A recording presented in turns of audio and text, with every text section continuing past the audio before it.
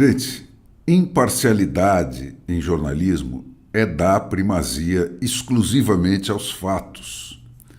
Mas as nossas televisões confundem isso com a difusão de duas narrativas por cima de cada fato, né? Que é o contrário de imparcialidade e só serve para confundir a cabeça do público e cristalizar essa polarização que destrói, está destruindo o país e o mundo. As leis e as instituições, gente, são boas ou são más na medida do comportamento que elas provocam nas pessoas. Nada faz sentido olhado fora do seu contexto, né? Que, em se tratando aí de leis e de instituições, é a humanidade que é o objeto dessas leis e dessas instituições e os comportamentos que elas vão provocar nessa humanidade. E, portanto, gente, identitarismo e ações afirmativas são só uma embalagem atraente para um veneno maligno, um veneno que mira a essência da Revolução Democrática. A democracia veio para instalar a meritocracia como o único instrumento legítimo da mobilidade social e a única justificativa aceitável para a diferença, né, contra aquele sistema odioso e clamorosamente injusto, né, dos atributos de nascença como justificativas do privilégio e da imobilidade social sob a qual viveu a humanidade por todos os milênios até 1789. Antigamente era a nobreza, né, o sangue. Hoje é a adesão à verdade afirmada pelo distribuidor dos privilégios. Não é mais necessário nada, senão não é necessário pertencer realmente a uma raça ou a um gênero biológico, né? Basta se declarar, como os jesuítas lá do passado, um soldado da verdade absoluta do distribuidor dos privilégios, né? Assim como eles, independentemente do que meus olhos veem. Vocês duvidam? Olha o que era o juramento dos soldados de Cristo, do Inácio de Loyola, né, que eram, na verdade, não mais do que os soldados do Papa. Eu jurarei até a morte que é negro o branco que meus olhos veem, se assim determinar sua santidade o Papa. Gente, desclassificar o esforço e o merecimento aferíveis pela obra é o caminho para reinstalar o sistema que a democracia veio para revogar. O absolutismo monárquico parte de uma verdade revelada, né, afirmada por alguém que fala em nome de Deus, né, e instala um poder incontestável que não precisa se justificar pelos resultados que ele produz. E assume a distribuição dos privilégios em nome desse Deus, né? Aquela famosa frase de cada qual segundo sua capacidade, a cada qual segundo a sua necessidade. O problema dessa nobre proposição aí é que, na sua tradução prática, né, alguém, nem sempre nobre, né, vai ter de concentrar nas suas mãos a propriedade de tudo para então definir qual será esse tanto de contribuição e de apropriação devido a cada um de nós, né, aqui de baixo, aqui do mundo real.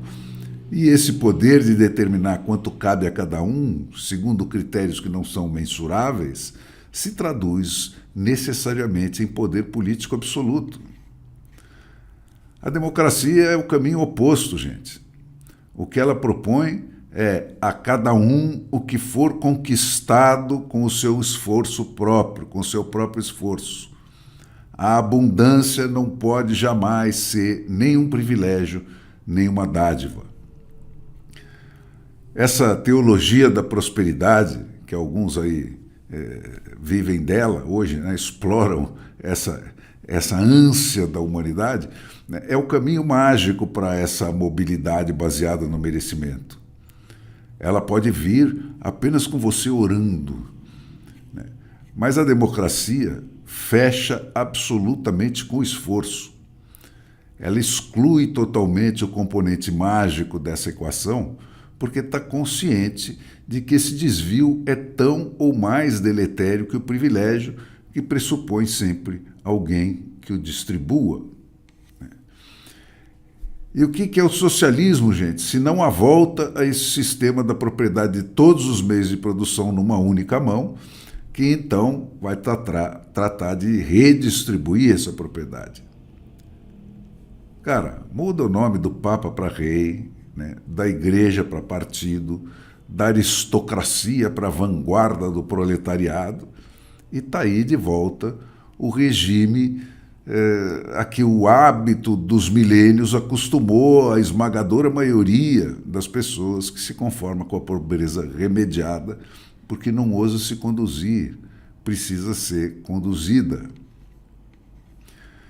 Dependendo do princípio do qual se parte, gente, todo o sistema político e institucional tem uma lógica interna que conduz inexoravelmente para os passos subsequentes.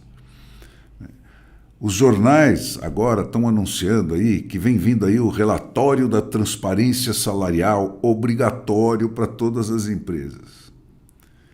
Isso destrói o último círculo da intimidade que estava em pé por aí, né? E esse círculo da intimidade é o território do indivíduo, que é a referência primeira e última de todo o sistema democrático.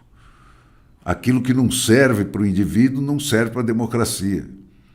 E o que for preciso ceder em prol da vida em sociedade tem que ser exatamente cedido.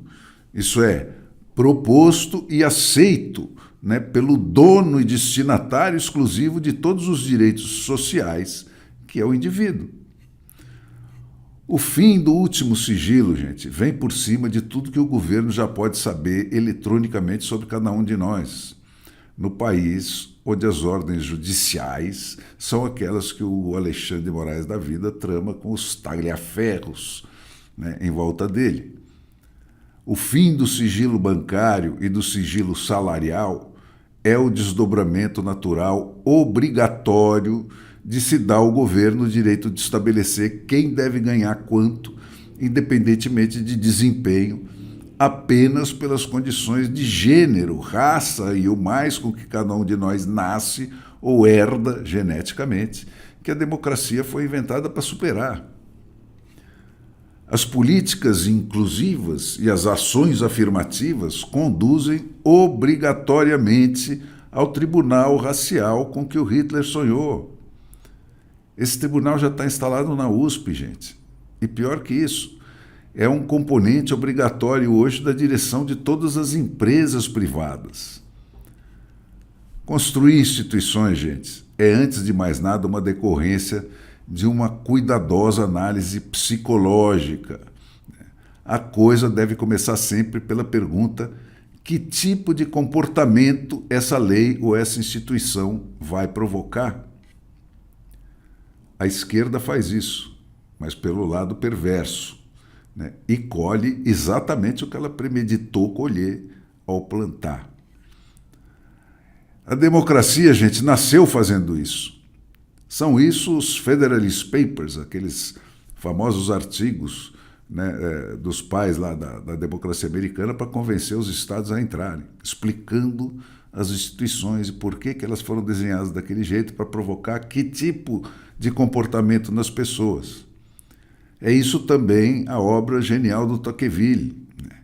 Uma análise psicológica das instituições americanas. O problema é que a democracia esqueceu a sua própria história. Sem partir de conceitos como esses, solidamente estabelecidos, fica-se eternamente aí nesse eu contra você, e nós dois contra todos os outros, né, em torno do qual tem girado infindavelmente aí a nossa política brasileira, né? Ninguém discute o sistema. Todo mundo afirma só que sob o meu reinado as coisas vão ser melhores, porque eu sou mais honesto, eu sou mais bem intencionado, eu sou mais inteligente que o rei Salomão e por aí abaixo.